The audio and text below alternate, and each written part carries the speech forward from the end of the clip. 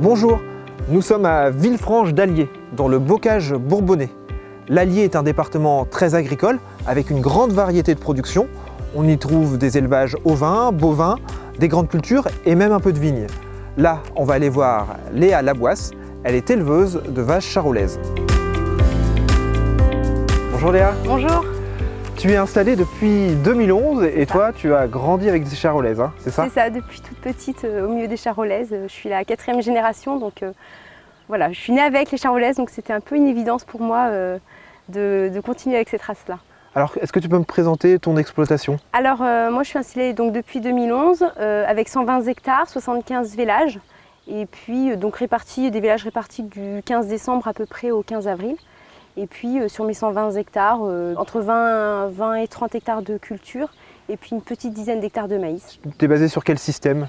Quasiment en naisseur uniquement, voilà, j'engraisse pas du tout mes animaux, elles sont juste un petit peu alourdies parce qu'ensuite elles sont vendues en vaches maigres au cadran avec vente également de broutards et puis quelques mâles vendus pour la reproduction. Au niveau de la ration, comment elles sont nourries? Alors là, en ce moment, évidemment, elles mangent de l'herbe. Hein, c'est plutôt rare ces dernières années à cette époque-là, mais sinon, ensilage d'herbe l'hiver, avec un petit peu de maïs, et puis du foin, et puis des céréales produits sur l'exploitation. En quoi la race charolaise s'adapte à ton marché? C'est une race qui s'élève facilement, qui fait facilement le yo-yo entre les saisons. Voilà, dès qu'il y a du manque de nourriture, elle perd facilement le poids pour le reprendre plus tard. Et puis c'est une race qui est facilement commercialisable parce qu'elle répond à une demande, notamment sur la qualité de sa viande.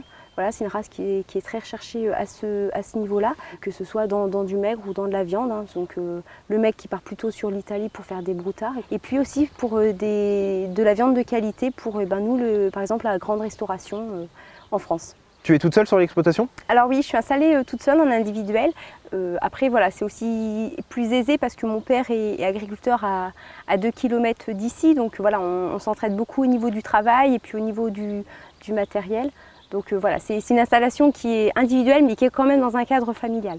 Sur quels critères tu sélectionnes tes animaux? Alors au niveau des femelles, et des femelles que je garde donc, pour faire des vaches, sur d'abord la morphologie, ensuite sur sa production, et puis moi un critère qui m'importe beaucoup, c'est la docilité, parce que je veux avoir un cheptel qui soit docile. Donc voilà, c'est aussi un de mes critères de sélection. Et une fois que tous mes mâles sont nés, il faut que je fasse un choix dans ceux que je pense commercialiser plutôt sur des reproducteurs et puis les autres qui vont partir pour faire du broutard. Donc là c'est pareil, c'est beaucoup d'abord sur la morphologie et puis ensuite sur l'ascendance. Voilà, si l'ascendance du côté que ce soit paternel ou du côté de la mère, voilà, si c'est des vaches qui ont toujours bien produit, il y a des chances que voilà, le veau il puisse aussi donner comme ça ses qualités à sa descendance. Donc c'est plutôt des mâles qui vont partir sur la voie reproduction, quoi. Est-ce que tu as des chiffres qui illustrent le progrès génétique de ton troupeau?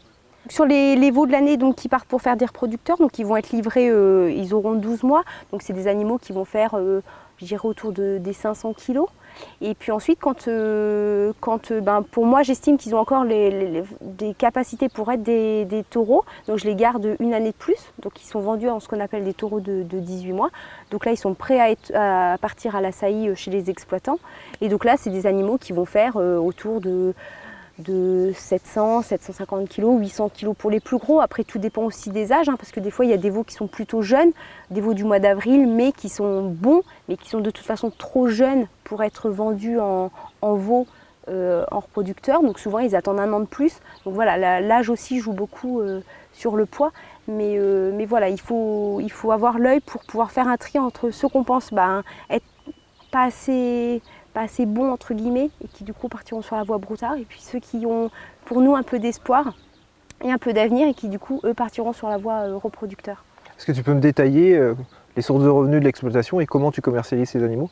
Alors source de revenus, là j'ai mes vaches de réforme qui vont partir en vaches maigres sur un marché au cadran. Donc on appelle vaches maigres, mais c'est toujours des animaux qui sont un petit peu fleuris, hein, qui sont prêts à partir à l'engraissement en tant que tel. Et puis ensuite une bonne partie de mes mâles qui est donc vendue en broutard. Et puis enfin quelques mâles qui partent pour faire des reproducteurs. Et au niveau de la sélection, comment tu fais? Plutôt monte naturelle, plutôt IA? Monte naturelle en priorité. Et puis ensuite, donc j'achète mes taureaux en copropriété avec mon père. Et donc on part du principe que de prélever les taureaux et de prendre des paillettes de ces taureaux, c'est une assurance. Donc on prélève tous nos taureaux, on a des paillettes de tous nos taureaux. Quand les animaux sont encore en fait en stabulation, souvent on insémine à la main. Et puis ensuite, au mois d'avril, quand ça part dans les champs, je fais des lots de 15-20 vaches, et puis avec un taureau par vache, voilà, pour finir le travail là jusqu'au mois de juillet à peu près. C'est une race qui est adaptée ici au bassin de production. Ici on est donc à Villefranche d'Allier, c'est l'Allier, on est en plein cœur de la race charolaise. La race charolaise, elle s'étend beaucoup sur l'Allier, la Nièvre, la Saône-et-Loire en priorité. Et c'est, comme je disais, la race des grands troupeaux, c'est-à-dire qu'elle est très bien adaptée à nos territoires. On a toute une filière qui est organisée avec des coopératives, des abattoirs. Donc voilà, l'Allier est vraiment un département très charolais, quoi. Et du coup, avec une alimentation produite sur place qui correspond aux besoins de la charolaise? C'est ça, parce que la charolaise, donc c'est une race allaitante, c'est une race qui de fait est essentiellement dehors, hormis la période d'hiver, mais elle se nourrit essentiellement d'herbes, et puis ensuite l'hiver de foin ou d'ensilage, mais voilà, on est dans un territoire bocager et herbagé, donc voilà, c'est la race qui est adaptée à notre territoire. Ta ration, elle s'appuie sur l'herbe? C'est ça, en grande partie, avec un petit peu de maïs après pour complémenter, mais voilà, à 85% c'est de l'herbe. Merci beaucoup Léa. De rien. Maintenant je vais aller voir le président du Herdbook qui va nous présenter la stratégie de la race. D'accord. Bonjour Sébastien. Bonjour. Alors tu es président du Herdbook charolais, c'est bien ça? Ouais, c'est bien ça, président du Herdbook charolais, association des éleveurs sélectionneurs de charolais qui existe depuis maintenant 150 ans, plus de 150 ans même, puisque la sélection de la charolaise a débuté dans les années 1850. Alors, l'élevage de Léa, en quoi il correspond bien aux orientations de la race? Alors, il correspond bien à plusieurs titres. Déjà, on a souhaité faire de la charolaise une race simple à conduire et à élever. Et on voit que Léa aujourd'hui est une jeune maman qui a plein d'autres préoccupations que ses charolaises et qui doit pouvoir se dégager du temps pour sa famille, pour ses amis aussi. C'est des préoccupations sociétales auxquelles on tient beaucoup. Et la charolaise, on voit, est tout à fait adaptée à ça. Aujourd'hui, Léa conduit une centaine de vaches sur son troupeau, avec de la main-d'œuvre familiale certes, mais elle arrive à s'occuper de sa famille, à se dégager un petit peu de temps, et c'est bien les objectifs ratios que d'arriver à s'adapter à ça. Deuxième chose, c'est d'arriver à orienter la charolaise vers un petit peu plus de conformation bouchère, parce que la race charolaise est la première race à viande française, donc la charolaise ça se mange, comme on le dit souvent. Donc on souhaite qu'elle soit toujours mieux conformée, orienter la sélection vers ça, c'est ce que Léa tend à faire dans la commercialisation de ses animaux. Elle souhaite un peu plus de précocité, parce que la demande est là de la part des éleveurs de broutards, là, qui sont ses premiers clients, de pouvoir avoir un petit peu plus de précocité, de conformation bouchère, liée à la simplicité d'élevage. Et puis le troisième point, c'est aussi la capacité à la charolaise de s'adapter à son environnement et à son climat, quel qu'il soit. Parce que là, ça ne se voit pas forcément tout de suite, mais on est dans une zone très très séchante, qui a vécu des sécheresses phénoménales ces 4 dernières années. Malgré tout, les charolaises sont toujours là, dans un état plus que bon, avec une capacité de résilience, je crois, comme nulle autre race, parce qu'elle a su s'adapter. On le dit souvent sur nos événements, sur les concours, on le redira au sommet de l'élevage prochain, la charolaise, elle est sous toutes les latitudes et tous les climats, et elle arrive toujours à s'adapter à cette situation. Et nous, structure raciale, on est là aussi pour essayer de travailler la génétique en fonction de ça. On sait que le climat, c'est un vaste sujet. La valorisation de l'herbe en est un aussi dans les préoccupations environnementales, notamment de nos dirigeants. Donc c'est un enjeu d'arriver à créer une charolaise encore plus adaptable à son environnement. L'objectif en termes de carcasse, c'est quoi? Une bonne charolaise aujourd'hui, c'est une charolaise à 420-450 kg de carcasse, R+, U-, qui correspond à une demande de la filière, et avec un rendement boucher suffisant pour que ce soit économiquement viable pour son éleveur. Dans les dernières études Normabev, 75% des vaches U- étaient issues de taureaux inscrits au Herdbook charolais. Donc ça, c'est une chose importante, c'est de dire qu'on est en phase avec ce qu'attendent la filière de nous et aussi ce qu'attendent les éleveurs. Comment il est organisé le schéma de sélection?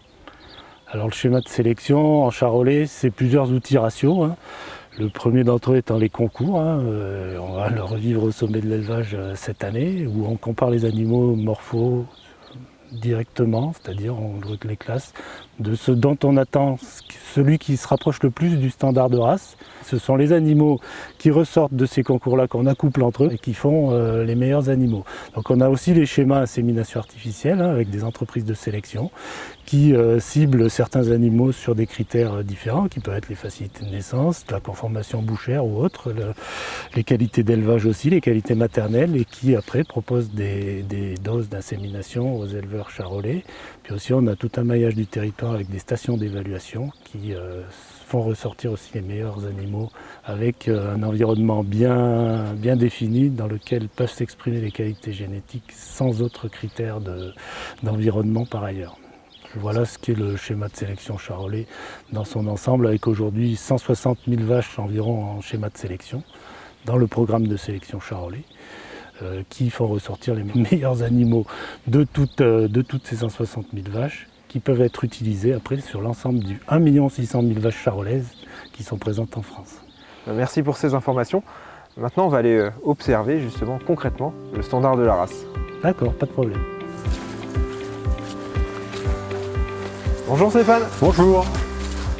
Alors, tu es technicien du Herdbook charolais, c'est ça? Oui, c'est ça, oui. Depuis bientôt 30 ans déjà. Il y a des animaux que tu aimes bien dans l'élevage de Léa qui représentent bien le standard de la race. Est-ce que tu peux m'en présenter? Oui, là on est justement dans un lot de vaches assez intéressant. Toutes ces vaches qui sont là, eh bien, ont un ancêtre commun qui s'appelle Pampa. Et puis là, vous voyez, il y a une vache auquel il reste les cornes. Donc ça, c'est un petit peu la vitrine de la maison. Hein. Elle s'appelle Niamey. Et ça, c'est la vache de concours de Léa, qu'elle sort régulièrement. Ce qui est intéressant dans ce lot de vaches, c'est que bien sûr, la vache de concours, elle est plus jolie, plus dodue. Mais on a l'ensemble, on a des cousines, on a sa mère, on a sa tante. Donc là, ça résume un petit peu le travail de sélection, un travail de longue haleine. Ottomane, on voit qu'elle a beaucoup plus de muscles, notamment dans le dos et dans l'arrière-main. Et puis on peut aussi noter, donc ça fait partie aussi des nouvelles orientations de la race, avec un squelette un peu plus fin. Hein, on voit par exemple une ossature au niveau de la patte avant, légèrement plus fine au niveau chez Ottomane, que peuvent l'avoir par exemple ses cousines ou ses tantes ou sa mère, quoi. Alors Léa, tu voulais nous montrer ce dernier lot de femelles. Pourquoi il te plaît? Alors, donc ces 4 femelles, en fait c'est des demi-sœurs, donc elles ont toutes le même taureau, donc un taureau qui s'appelait Hérode, que j'avais acheté veau sur un concours. Et en fait j'aime bien ces vaches parce qu'elles représentent tout ce que moi j'attends d'une charolaise. C'est des vaches qui vèlent facilement, qui lèvent bien leur veau, et surtout parce qu'elles ont ce qu'on appelle de la finesse de viande. Ça veut dire que facilement en fait elles vont prendre de l'état, et moi comme je vends des vaches maigres, c'est ce que j'attends de mes animaux, qu'en fait rapidement elles prennent un petit peu d'état pour être vendables en animaux maigres ensuite au cadran. En race charolaise, le renouvellement il est majoritairement assuré par de la monte naturelle. Comment tu achètes tes taureaux? Alors soit ils sont choisis donc en ferme directement chez les exploitations, soit sur les concours, soit ensuite sur des ventes aux enchères. Et donc dans les critères de choix, donc le premier c'est quand même la morphologie de l'animal, des animaux avec des belles lignes, donc des belles rectitudes de dessus, des beaux arrondis de culottes, tout en gardant quand même des qualités de race, donc notamment une jolie tête. Et puis aussi deuxième chose, sur l'indexation des parents. Parce que c'est aussi un peu le reflet de ce que pourrait produire l'animal une fois dans notre exploitation. C'est un peu la photographie de son père et de sa mère. Alors on arrive au terme de cette visite d'élevage. On va retenir 3 points. Le premier, une race facile à conduire et moderne. Je suis une jeune maman et il faut aussi que je me dégage du temps libre pour ma famille. Donc voilà, la charolaise c'est une race qui s'adapte très bien à mon mode de production et à moi ce que j'attends de l'élevage. Quand on a un troupeau docile, c'est tout de suite beaucoup plus aisé de travailler avec ces animaux-là. Alors deuxième point, la race charolaise, c'est aussi une vache qui s'adapte à tous les marchés. C'est la principale force de notre race, c'est cette variabilité dans la morphologie des animaux, et la race charolaise, de par cette diversité, correspond tout à fait aux attentes des transformateurs. Et alors dernier point à retenir, c'est une race, la race charolaise, qui s'adapte à un contexte climatique avec des aléas de plus en plus nombreux et des sécheresses plus fréquentes. La charolaise, elle valorise très bien les fourrages grossiers, donc foin, voire de la paille. Et puis finalement fait quand même le yo-yo voilà, entre les saisons. Et puis pour après, en début d'hiver, retrouver finalement une forme et un poids tout à fait convenable pour ensuite appréhender l'hiver et la période des vélages. Eh bien, merci à tous. Je vous invite à découvrir d'autres visites virtuelles du Sommet de l'élevage 2021. Elles sont disponibles sur le site du Sommet, sommet-élevage.fr ou sur l'appli du Sommet de l'élevage. Merci et à bientôt.